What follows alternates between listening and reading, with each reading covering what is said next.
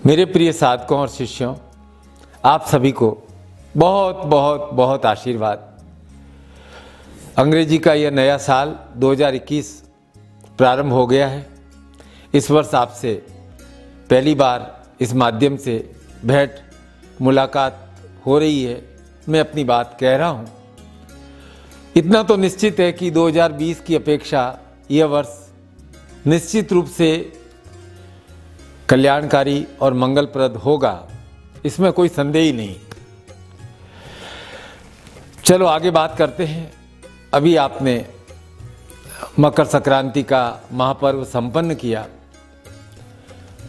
मालूम है कि भगवान सूर्य देव उत्तरायण में प्रवेश करते हैं और मुझे समाचार प्राप्त हुए छत्तीसगढ़ से, बिहार से, झारखंड से, उड़ीसा से आप सब ने स्थान स्थान पर यज्ञ किया, सामूहिक गुरु मंत्र का जप किया, बहुत अच्छा आयोजन किया, क्योंकि इस दिन से ही शुभ कार्यों का शुभारंभ होता है और इसलिए इस दिवस को, मकर संक्रांति को देव दिवस कहा जाता है। अब शुभ कार्य प्रारंभ करें।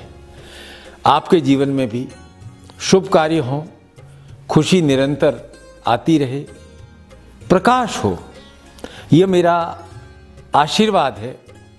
पर आज मैं आपसे एक विशेष विषय पर चर्चा करना चाहता हूँ। कोई विषय कोई बहुत अनूठा नहीं है। आप रोज इस विषय के बारे में और इस विषय का उपयोग अपने जीवन में करते हो, लेकिन इस विषय में कितनी शक्ति है, इससे मैं कह रहा हूं कि थोड़ा अनभिज्ञ हो। इसलिए इस पर आज विशेष रूप से विचार करते हैं और यह विशेष शक्ति है चुनाव की। चुनाव वो इलेक्शन नहीं, जीवन के संबंध में कुछ विषयों का चुनाव।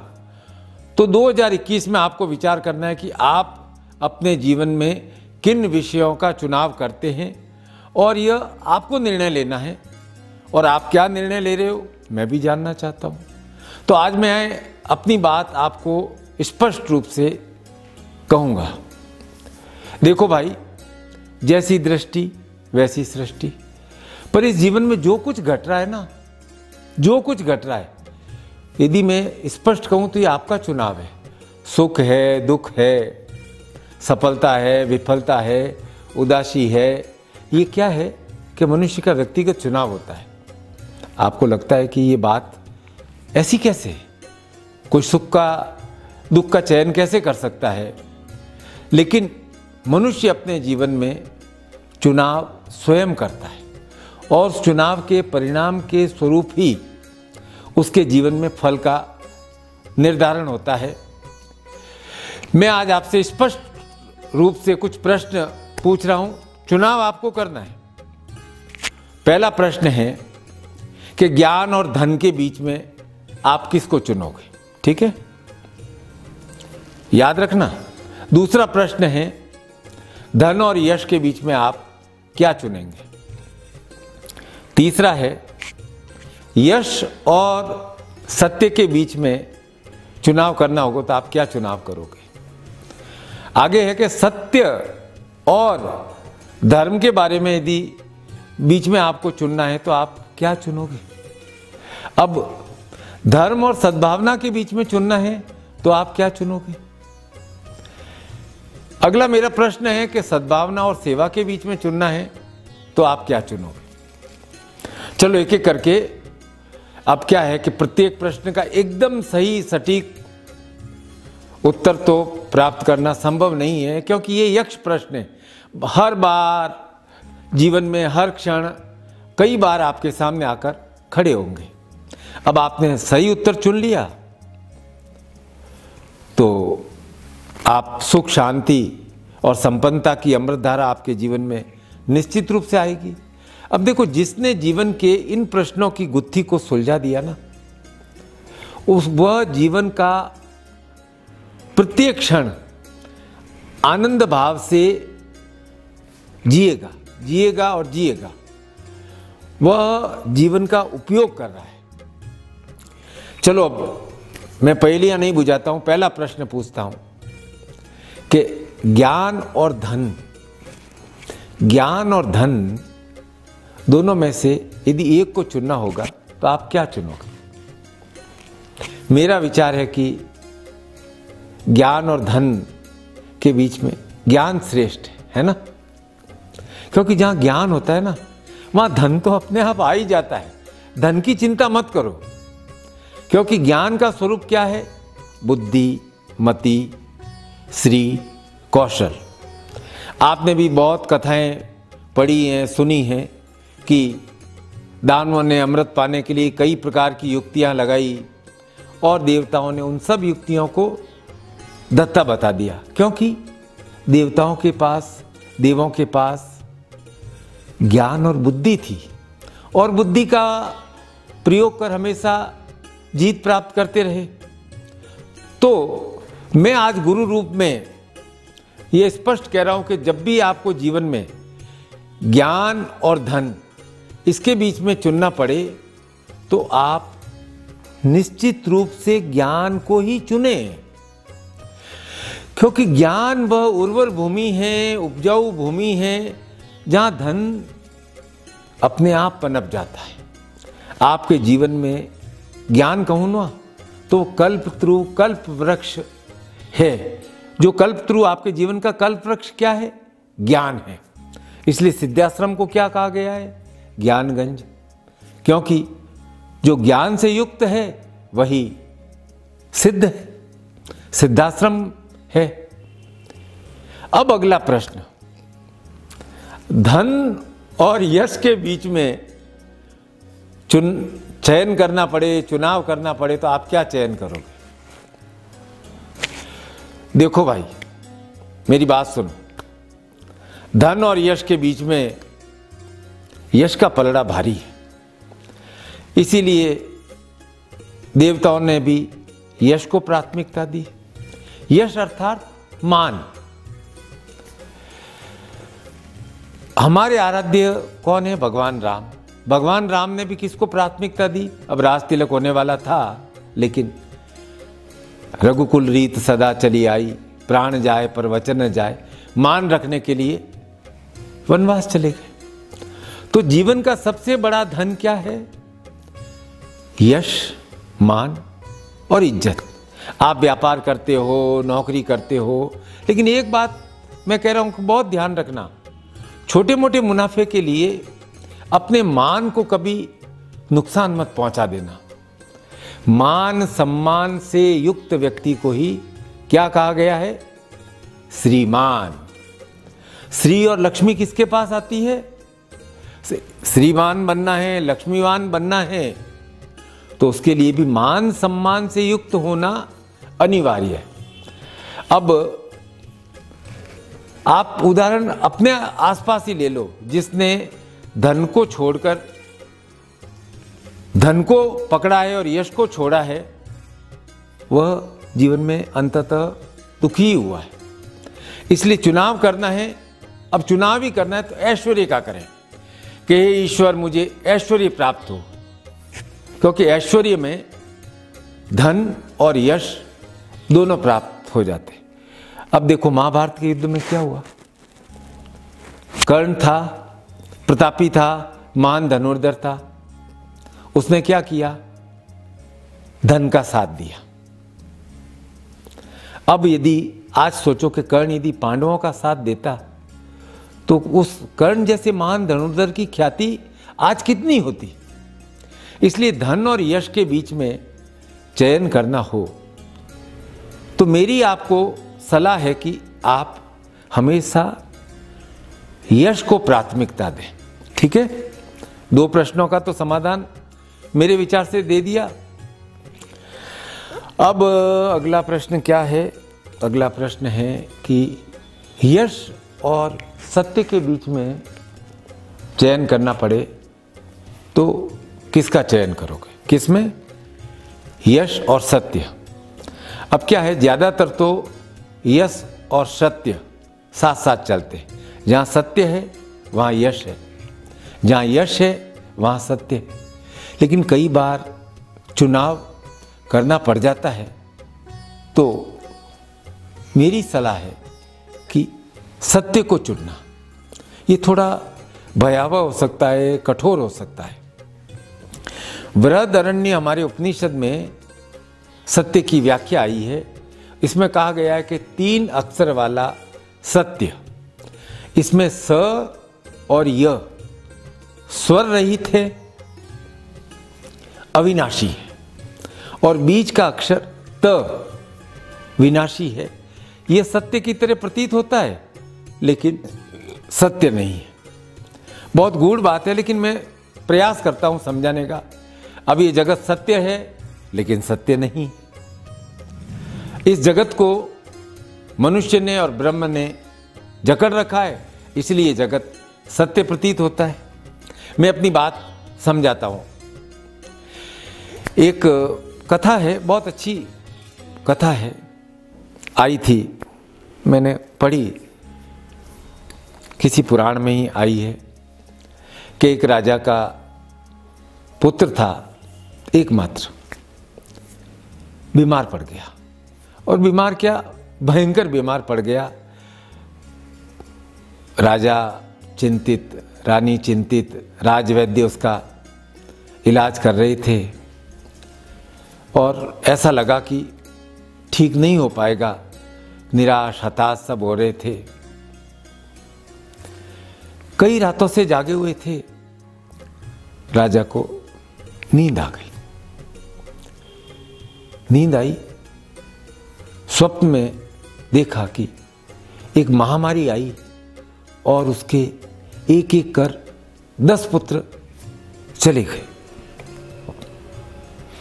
एकदम आंख खुली। राज्य वैद्य ने कहा, महाराज, ऐसा लगता है कि आपके पुत्र शायद ठीक हो जाएंगे। थोड़ा अच्छे समाचार दिख रहे हैं। राजा एकदम शांत, निशब्द, कोई भाव ही नहीं।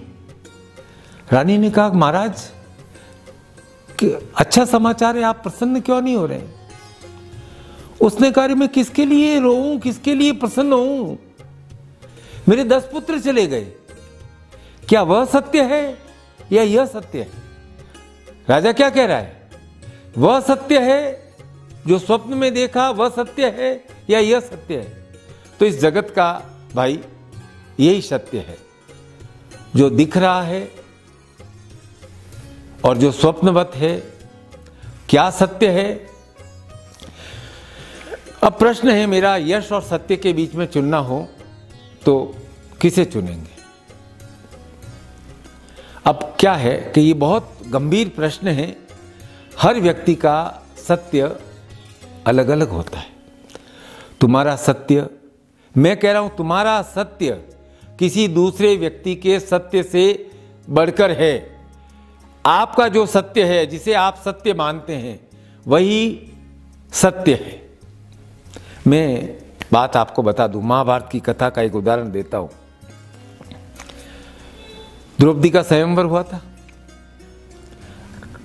स्वयंवर में अर्जुन ने बाण चलाया और द्रौपदी का वरण किया, मतलब घर ले आए, पांडव घर ले आए। कुंती ने क्या कहा? सब भाई आपस में बांट लो। अब कुंती के इस वचन के कारण द्रौपदी का वरण 5 पांडवों से हो गया। अब देखो, कुंती का सत्य और द्रौपदी का सत्य में मतभेद है। द्रौपदी ने तो 5 से शादी नहीं की थी, लेकिन इसी प्रकार सत्य अलग अलग हो सकता है। तो आज 2021 में मेरा आपको सलाह है कि आप अपने सत्य को महत्व दो। आपका सत्य आपके लिए किसी दूसरे के यश से अधिक महत्वपूर्ण है। लोग क्या कहेंगे, लोग क्या कहेंगे। अरे जिसको आप सत्य मानते हो सत्य के मार्ग पर चलो। अपने सत्य पर आप ध्यान देने लगोगे ना तो आपका ध्यान लगने लग जाएगा। और जब एक बार ध्यान लगना प्रारंभ हो जाता है, चाहे 2 मिनट लगे, 10 मिनट लगे, आधा घंटा लगे, तो सारे जीवन के रहस्य अपने आप खुलने लग जाते हैं। किसी भी प्रकार की कोई भ्रांति नहीं रहती। ठीक है, तो आपका सत्य ही सबसे महत्वपूर्ण सत्य है। अब मैं अगले प्रश्न पर आता हूं कि सत्य और धर्म के बीच में चयन करना हो तो भैया किसका चयन करोगे? अब निश्चित रूप से धर्म का चयन करना है। धर्म ज्येष्ठ है, धर्म सबको देख रहा है, उसे भी देख रहा है जो उसको नहीं देख पाता है। जिसने अपने जीवन में धर्म को चुन लिया उसके लिए धन, यश, मान, सत्य सब सुलभ हो जाता है। मैं एक्सप्लेन करता हूं आपको। एक ययाति की कथा आती है कि ययाति ने तपोबल बहुत तप किया, 1000 वर्ष तप करके उन्हें इंद्रलोक में स्थान प्राप्त हुआ। पर विडंबना यह है कि अनजाने में निंदा के कारण उनका स्वर्ग अर्थात इंद्रलोक से पतन हो गया। ययाति ने जानबूझ करके किसी की निंदा नहीं की थी, बस उन्होंने अपने आप को सर्वश्रेष्ठ समझ लिया। उनका यह अहंकार ही उनके आड़े आ गया। हुआ ये था कि इंद्र ने जानबूझकर ययाति से पूछा कि ये राजन, तपोबल में आप किसके समान हैं? अब ययाति ने क्या जवाब दिया कि हे इंद्र, मैं देवताओं, मनुष्यों, गंधर्वों और महर्षियों में किसी को ऐसा नहीं देख रहा हूं जो कि तपोबल में मुझसे श्रेष्ठ हो। मेरा तपोबल अद्वितीय है।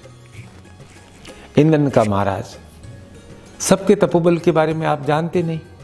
बिना जाने आपने देवताओं, मनुष्यों, गंधर्वों, ऋषियों, महर्षियों की उन्होंने जो तप किया उसका आपने तिरस्कार किया है। इसके कारण से आपके पुण्य क्षीण हो गए हैं और आप इंद्रलोक से नीचे गिर जाएंगे, पतन हो जाएगा। अब ययाति ने सुना तो उसको दुख तो हुआ, लेकिन उसने कहा कि हे इंद्र, अहंकारवश मेरा पतन हो रहा है। मैंने बड़ी ही तप से यह स्थान प्राप्त किया था, लेकिन मेरा एक निवेदन है कि मैं गिरूं तो ऐसे स्थान पर गिरूं जहां विद्वान रहते हों, विद्वानों के बीच गिरूं, जिससे कि मैं अपनी खोई हुई प्रतिष्ठा को पुनः प्राप्त कर सकूं। क्योंकि ययाति को मालूम था कि वे ज्ञानी और विद्वान पुरुषों के पास रहेंगे तो उन्हें ज्ञान, प्रतिष्ठा पुनः प्राप्त हो जाएगी और उन्हें पुनः इंद्रलोक जाने का मार्ग मिल जाएगा। मैं समझाता हूं ज्ञान का क्या अर्थ है।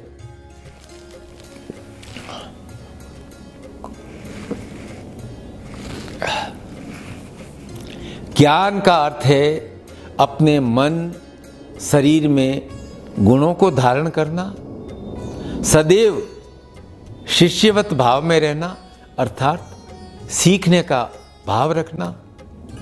और ज्ञान की अधिष्ठात्री देवी सरस्वती है और सरस्वती ही, ज्ञान ही जगत का आधारभूत सिद्धांत है, आधारभूत सत्य है।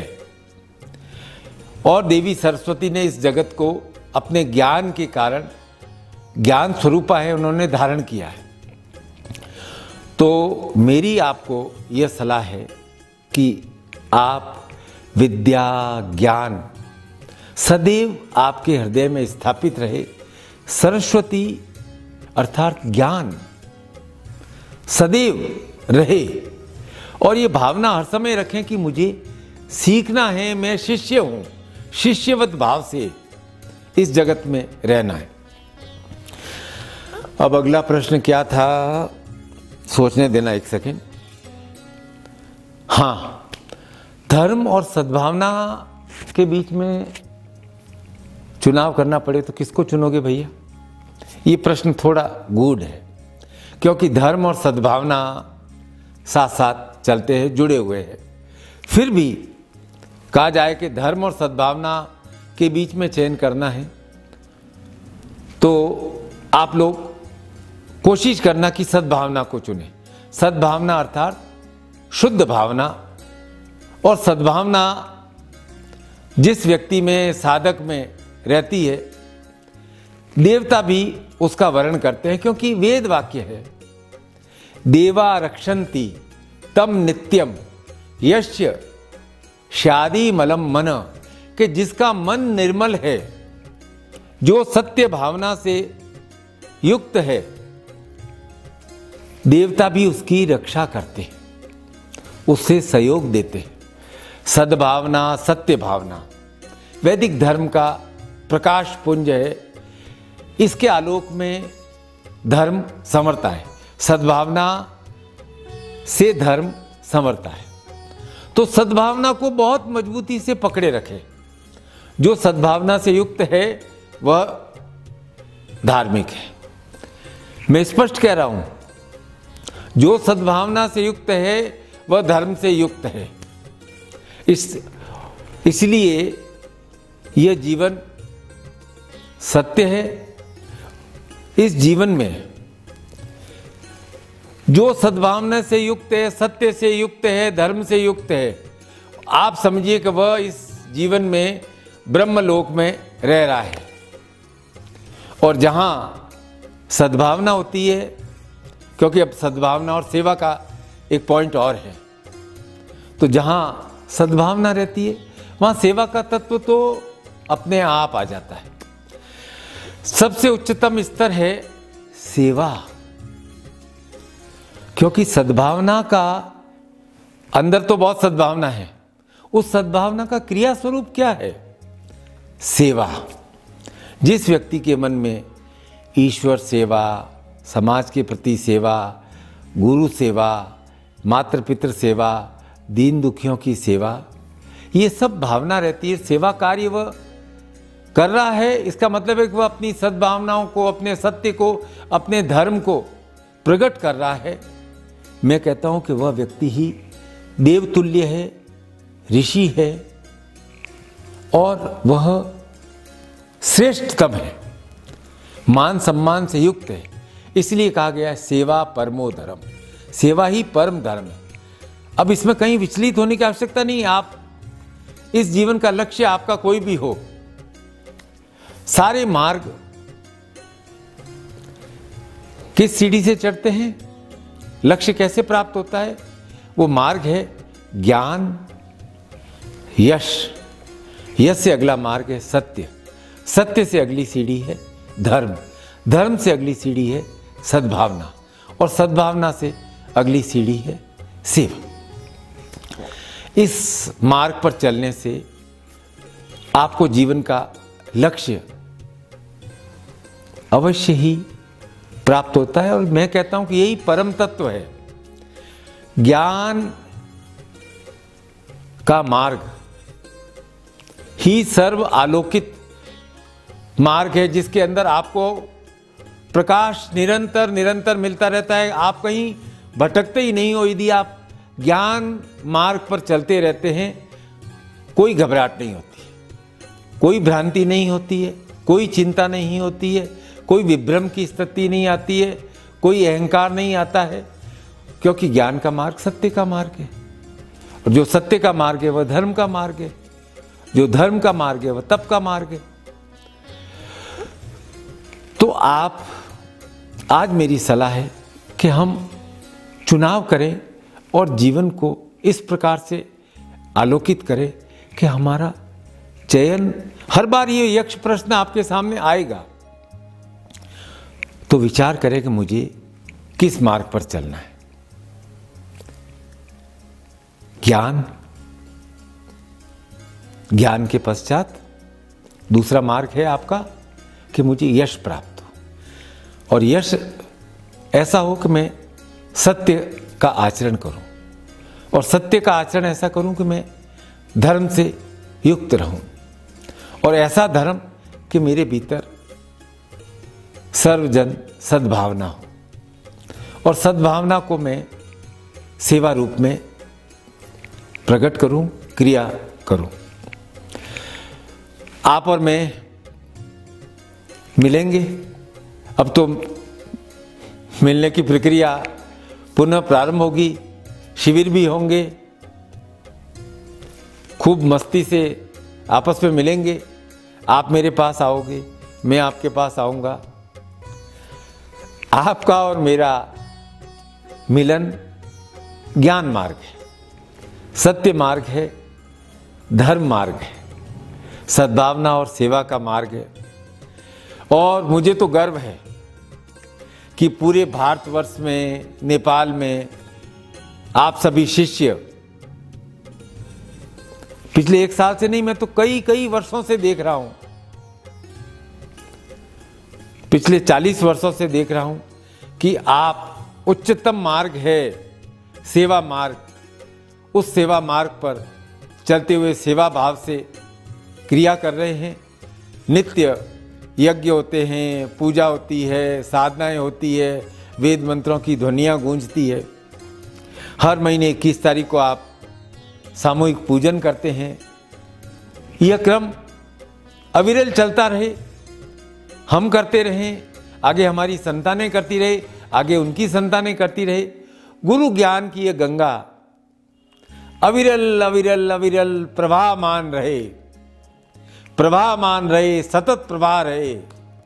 यही आप सबको मेरा आशीर्वाद है। आप सभी को बहुत बहुत आशीर्वाद। शीघ्र ही मिलेंगे, गुरु और शिष्य का पुनः व्यक्तिगत मिलन होगा। हृदय से, मन से, सबसे, मेरे रोम रोम से आप सभी को मेरा बहुत बहुत आशीर्वाद। आशीर्वाद। खुश रहो, खुश रहो।